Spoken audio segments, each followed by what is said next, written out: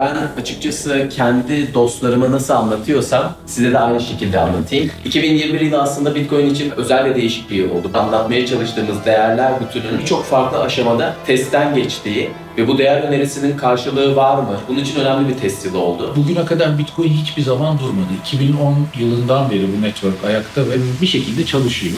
10 yılda geçmişe baktığında Bitcoin'in yaşadığı büyük bir zorluk görmüyorum. Sadece düşünce yapısında, kafalarda değişiklik oldu. Bitcoin'de hiçbir değişiklik olmadı. Bitcoin sadece gelişmeye devam etti. Bitcoin işte 12 sene evvel bir deney olarak başladı. Böyle gitmeye devam ederse global bir para birimi olabileceğine inanıyorum Bitcoin'e. 21 sayfalık bir makaleden bahsediyorum. Ve ilk tartışanlarda kripto anarşist dediğim Bitcoin iletişimini yapmak dünyanın en kolay şeyi değil. hile yapma olasılığı sıfır. Herhalde Türkiye dahil insanların çoğu Zor paralara ya da zor varlıklara doğru kendimi korumak için bunu kullanırım gibi. Bitcoin bir kısım insan için sayısı sınırlı olduğundan bir değer saklama aracı. Bir grup insan için evinden bile çıkmadan 7/24 yatırım yapabileceği bir finansal enstrüman. Bir yandan tamamıyla dijital olarak alabildiğiniz, satabildiğiniz, saklayabildiğiniz bir ürün. Belki de başka bir grup insan için ise kendi varlıklarına kendi sahip çıkabilme özgürlüğü. Başka bazı bir insan için de belki de Bitcoin'in sayesinde bir yerden bir yere bir değer aktarımı.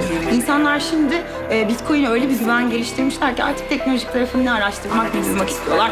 Ben nasıl alırım, ben nasıl satarım, nasıl takip ederim? Tamam anladım artık. 10 yıl geçti, 12 yıl geçti. Ben artık Bitcoin'e güveniyorum. Bakıyorlar 10 yıldır var. İnsanlar alıyor. Kimse zarar etmemiş. Daha fazla üretilemez, cebeli olmaz, enflasyonist bir değer aracı değil. Böyle oldukça da insanların güveni artmaya başladı. Son bir senede özellikle çok büyük değişimler var. Bugün %1,3'lük yükseliş var Bitcoin'de. Eskiden Bitcoin adı geçtiğinde terörizm, kara para deniyordu. Hep uzak duruyordu. Prestijli firmalar ve işte CEO'lar hep negatif konuşuyordu hakkında. Önce bu söylem yavaş yavaş değişmeye başladı. Ondan sonra da fiilen ödeme kuruluşları, farklı pazar yerleri Bitcoin'i entegre etmeye başladılar. Square, Cash App, PayPal, bankalar, büyük şirketler, devletler, regülatörler. Soru işareti kim, hangi birey, hangi kurum, hangi ülke bu yeni gerçeğe daha kolay ve daha hızlı adapte olacak. Yasaklama gücü yerine insanlığa yardım etme tarafına doğru devletler geçmeye başladı. Türkiye nispeten iyi durumda. Biz zaten değeri sürekli azalan, değerini kaybeden para birimlerine alışığız. Türkiye'de eline yabancı para değmiş insan sayısı çok. Dolayısıyla böyle bir geçişte bir kolaylık var. Genç nüfus, dijital adaptasyon konusunda. O yüzden Türkiye özel bir durumda diyebilirim. Afrika'da hiç bankacılık altyapısı olmayan ülkelerde de farklı sebeplerden Bitcoin adaptasyonu, enflasyonla yaşamaya alışmış toplumların işte bireyleri farklı adapte oluyor. Gelişmiş ülkelerde de işte onlar da işte hisse senedine mi yatırım yapayım, dijital varlıklara mı yatırım yapayım? Her ülkenin her koşulları farklı olduğu için farklı sebeplerden farklı şekillerde insanlar kayıyorlar dijital varlıklara ve özellikle Bitcoin'e. Ama bu bir yerde buluşulacak yani sonuçta ortak nokta Bitcoin'e çıkıyor. Bitcoin'in 2010 yılında çok güzel bir olayı var aslında. Pizza alınmaya çalışılan 10.000 Bitcoin ile. 10.000 Bitcoin ile o günkü değeri $40 olan 2 dilim pizza aslında alınıyor. Biz bunu her sene ilk Bitcoin ticari alışverişi a.k.a. Bitcoin Pizza Günü olarak kutluyoruz. Aslında bir emek satabiliyorsanız, aslında bir ürün satabiliyorsanız, mesela 50 Cent buna çok güzel bir örnekti. Aslında Bitcoin'i birazcık PR amaçlı kullanıp o dönem Bitcoin ile de albüm satışının yapılmasına okey demişti. Ve sonra Bitcoin $19.000 gördükten sonra da aslında bununla acayip bir gelir elde etti. Hatta Lily Allen sonra ben niye etmedim acaba falan diye çok üzüldü. Ama bir yandan onu günlük alışverişlerimde kullanmak dersem eğer işte buna tam emin olamıyorum.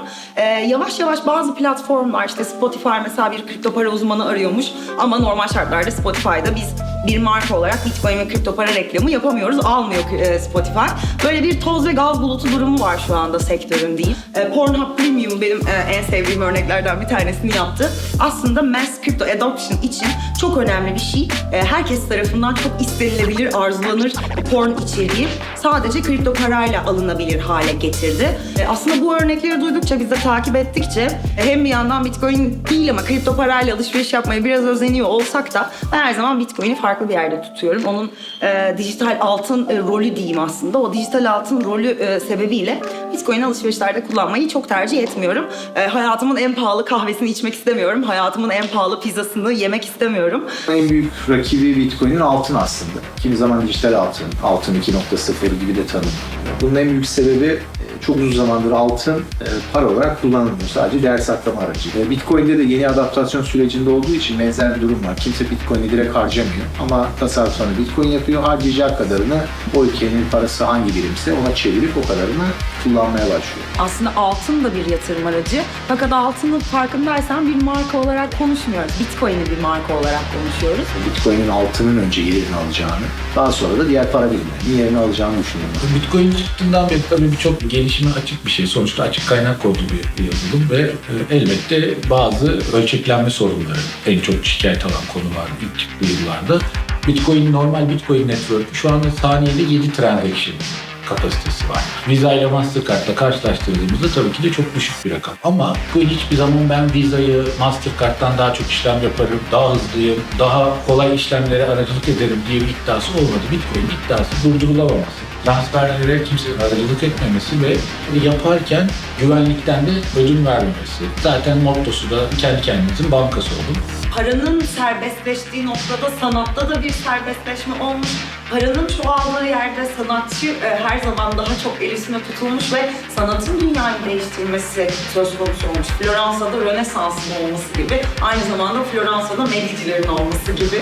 Blockchain şu aşamada dünyadaki her sorunu çözmesini beklemiyorum ama çözebileceği bazı çok önemli sorunlar var. Bunlardan bir tanesi aslında eser sahipliği konusundaki geriye dönüp değiştirilemez kayıt sistemi.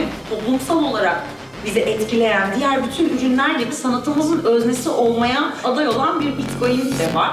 BTC Türk, Türkiye'nin ilk dünyanın 4. kripto para alım satım platformu. 1 Temmuz 2013'te ilk Türk lirası Bitcoin işlemi gerçekleştiğinden bu yana çok hızlı büyüdü. Özellikle son 3 yılda yaptığımız yatırımlar ve Bitcoin'deki değer önerisinin anlaşılmaya başlamasıyla da beraber şu anda Türkiye'nin en büyük Bitcoin ve kripto para alım satım platformuyuz.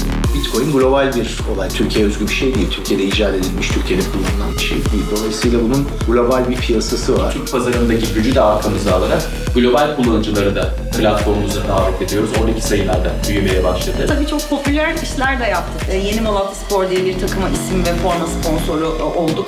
Amacımız burada bir var hissi yaratmaktı. Sonra bir ikinci aşamaya taşıdık biz bunu.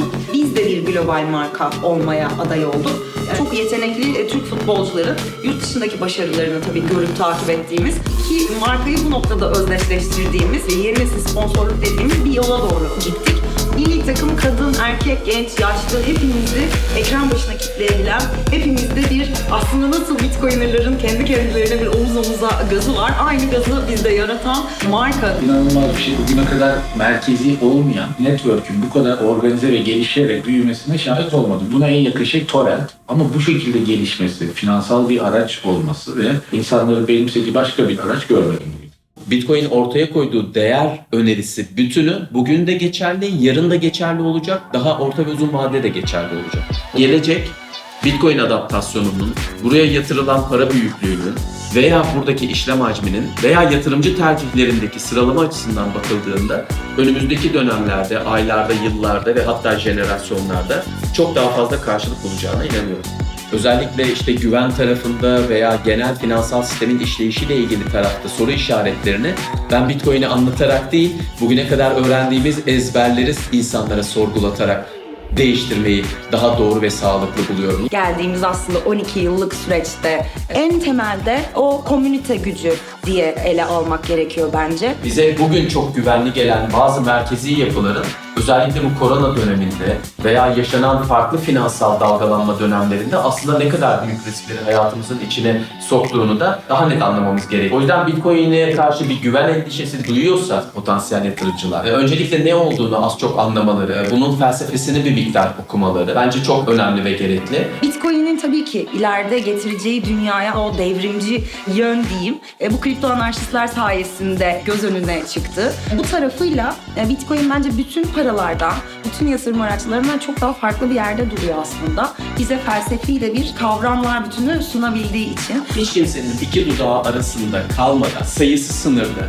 arkasında bir teknoloji olan ve sağlam bir varlık olarak hayatını sürdürüyor ve her geçen gün bunun kıymeti zaten ilk günden ortaya koyduğu değerler bütününün daha çok kişi tarafından anlaşılmasıyla ortaya çıkıyor. Ve bu anlaşılma da açıkçası insanlara gidip anlatmak değil, yaşamak.